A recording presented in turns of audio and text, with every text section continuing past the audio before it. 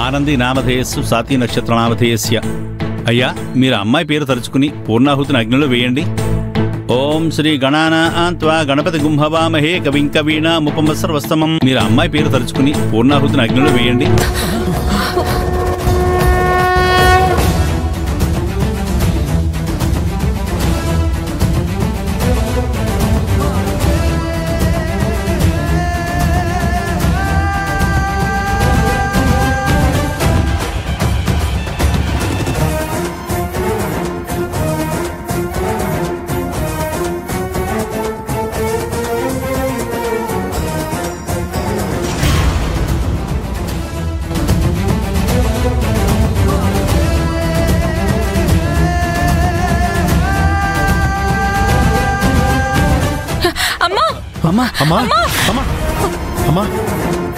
అమ్మా, ఏమైందమ్మా? ప్రసన్న, నీకేం కాలేదుగా? నాకేం కాలేదమ్మా. పూజారి గారు, ఏంటండి ఇలా జరిగింది? అమ్మా, ఎన్నోసార్లు ఎంతో మంది చేత సుదర్శన యాగం చేయించాను. ఇలా జరగడం ఇదే ప్రథమం. అమ్మాయి నామనక్షత్రాలు చెప్పగానే ఇలా జరిగింది అంటే ఇది అమ్మాయికి అపశకునమే.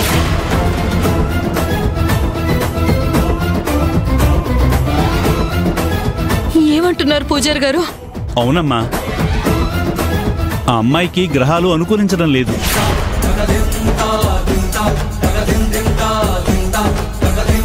అంతేకాదు, ఆ అమ్మాయికి ఏదో పెద్ద ప్రమాదం పొంచి ఉందని దీని అర్థం.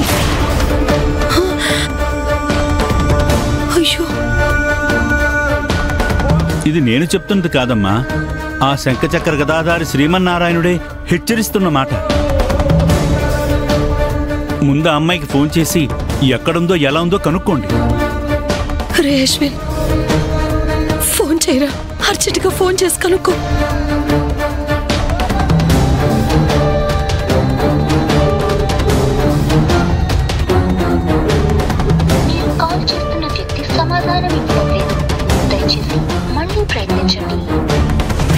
ఫోన్ తీయట్లేదమ్మా.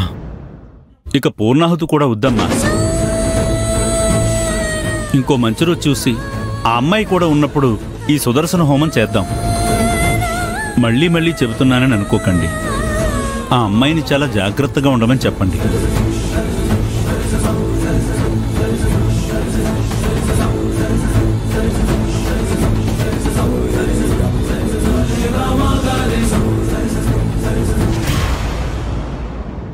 అసలు నువ్వు ఆనంద్ చేతికి ఎలా చిక్కావు? అది అలా ఉంచండి మేడం. ఆ రోజు ఆ జ్యూస్ లో మీరు కలపమని చెప్పారే, అదేంటి మేడం? నేను కలపడం ఏంటి? జ్యూస్ ఏంటి? అదేంటి మేడం, సిల్వర్ జూబ్లీ ఫంక్షన్ జరుగుతున్నప్పుడు మీరే కదా జ్యూస్ లో ఏదో కలపమని అలా కలిపి ఆనంద్కి ఏమని చెప్పారు. ఆ వీడియో చూసి ఆనంద్ వాళ్ళు కనిపెట్టిన ఆధారం వీడా? థాంక్ గాడ్ నేను దొరకలేదు. అవును, ఆనందితో జ్యూస్ లో నేనే మందు కలిపానని చెప్పేశాడా? గుర్తొచ్చిందా మేడం? ఏంట్రా ఓవర్ యాక్షన్ చేస్తున్నావు? నేను జ్యూస్ లో మందు కలిపి ఇవ్వమన్నానా? అంటే ఆ మాట నువ్వు ఆనంద్కి చెప్పేశావా? లేదు మేడం, ఆనందితో నేనేం చెప్పలేదు. అవును, జ్యూస్ లో మందు కలపమని నీతో చెప్పానా? మీరంటే మీరు కాదు, మీరు చెప్పారని కరుణాకర్ గారు నాతో చెప్తేనే కదా నేను ఆ పని చేశాను. అసలు ఆ విషయం గురించి ఇప్పుడు ఎందుకు అడుగుతున్నావు? నేనెందుకు అడుగుతాను మేడం? ఆ ఆనంది నన్ను అడిగింది కాబట్టి అడుగుతున్నాను. ఆ జ్యూస్ లో ఏం కలిపావు, ఎవరు చెబితే కలిపావు అని నన్ను కొట్టి కొట్టి అడిగింది.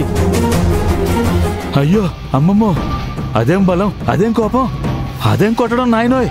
తప్పించుకోకపోతే ఈ పాటికి 7 తేలేది. ఆడవాళ్ళ చేతికి చిక్కావు, సిగ్గులేదు?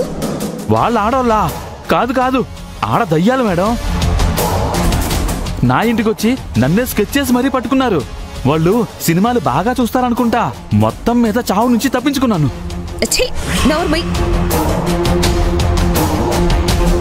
తన మీద అటాక్ చేసింది ఎవరో తెలుసుకునే ప్రయత్నంలో ఆనంది వీడిని చంపడానికి కూడా సిద్ధపడిందంటే చాలా కేర్ఫుల్ గా ఉండాలి. దీని వెనుక మెయిన్ గా ఉన్నది నేనే అని తెలిసిందా అది నన్ను చంపేస్తుంది. మగవాడి వయ్యుండి ఆఫ్టర్ ఆల్ ఆడవాళ్ల చేతుల్లో తన్నులు తిన్నది చాలక పైగా వాళ్ళని పొగుడుతూ పిరికి మాటలు మాట్లాడతావా? సిగ్గులేదు? ఒకరికి 3 ఆడవాళ్ళు నా వలలో పడ్డారు, ఎంజాయ్ చేయొచ్చు అనుకున్నాను. కానీ ఆ ముగ్గురు ఆడవాళ్ళు కాదు ఆటం బాంబులు అని తెలుసుకోలేకపోయాను మేడం. మళ్ళీ వాళ్ళని పొగిడావంటే నిన్ను మేడం మేడం, అసలే వాళ్ళు కొట్టిన దెబ్బలకు ఒళ్ళంతా పులిసైపోయింది. మీరు కూడా కొడితే నేను ఇక బతకను మేడం. ఇక మీదట ఇలాంటివి జరగకుండా చూసుకుంటాను మేడం. ఇప్పుడు నన్ను ఎలాగోలా కాపాడండి, లేకపోతే ఆనంద్ నన్ను పులిలా వెంటాడుతుంది.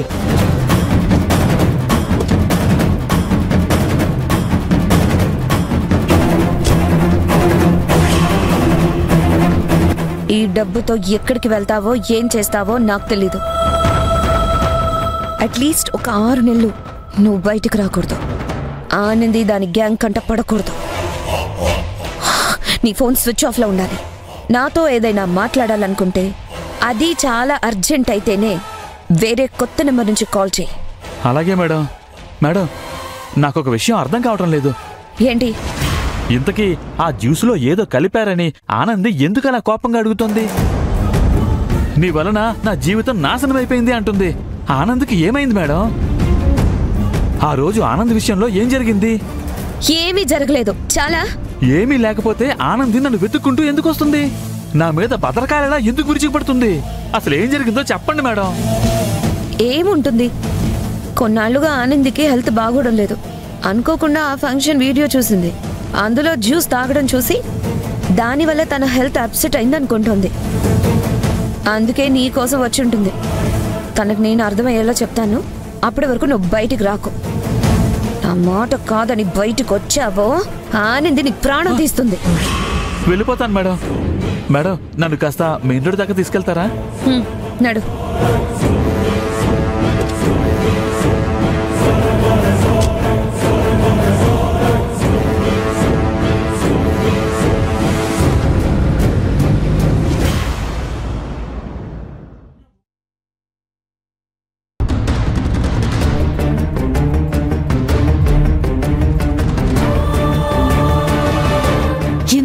ఇందుకే నిన్ను ఆవేశపడొద్దే అని 100 సార్లు చెప్పాం.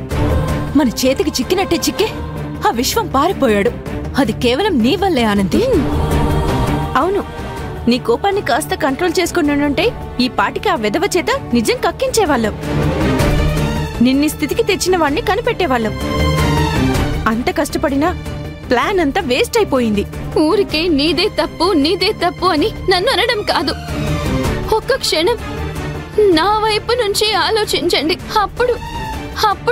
అప్పుడు నా బాధ ఏంటో మీకు అర్థమవుతుంది.